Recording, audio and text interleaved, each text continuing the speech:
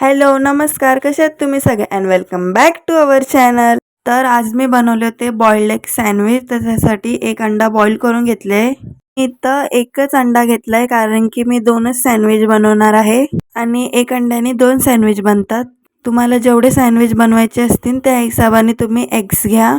मग अंडा बॉईल करून त्याला पील करून घेतलंय. मग ते कट करणार आहोत आणि त्याचा जो आतमधला येल्लोवाला पार्ट आहे तो सेपरेट करून व्हाईटवाला पण सेपरेट करायचा आहे. मी इथं जो येल्लोवाला पार्ट आहे ना तो मी सेपरेट करून घेते आणि हा पार्ट जो सेपरेट करून घेतलाय ना येल्लोवाला पार्ट तो आपण मॅश करणार आहोत आणि जो व्हाईटवाला पार्ट आहे ना त्याचे एकदम छोटे छोटे क्यूब्समध्ये कट करणार आहोत.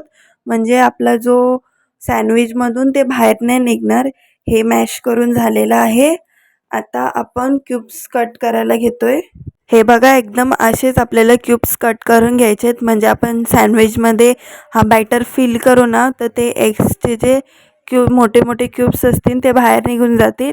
मग छोटे पीस केले तर ते बाहेर निघणार नाही म्हणून एकदम छोटे छोटे पीस करून घ्यायचे आहेत.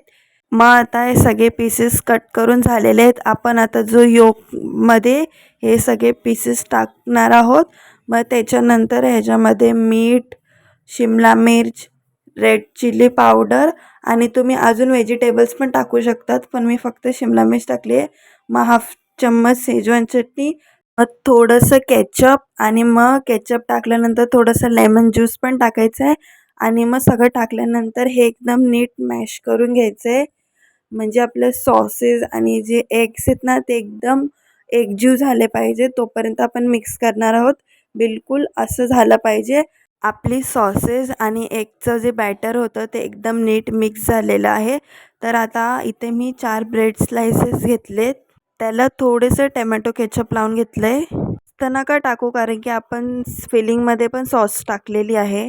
मग केचप लावल्यानंतर आपल्याला आपली जी फिलिंग आहे ती ब्रेडवर टाकून द्यायची आणि एकदम मधी नका टाकू. पूर्ण कॉर्नर्स वगैरे सगळे फिल करा.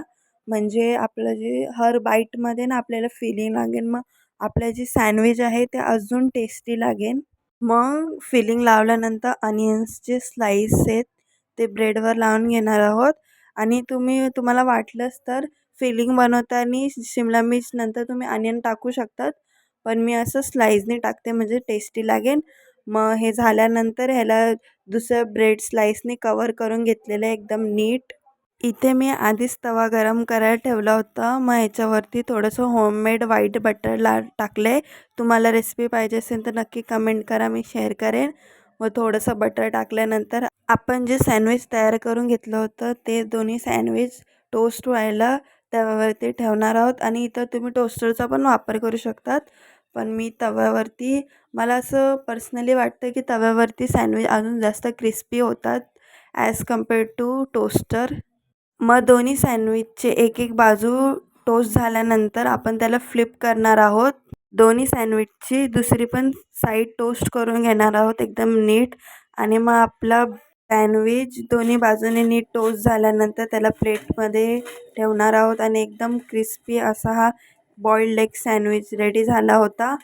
तर खायला तर एकदमच टेस्टी होता आणि दिसायला पण एवढा छान दिसत होता. तर तुम्ही पण ट्राय करा आणि नक्की मला सांगा रेसिपी कशी वाटली. तर व्हिडिओ आवडला असेल तर लाईक शेअर कॉमेंट सबस्क्राईब करा. Okay bye.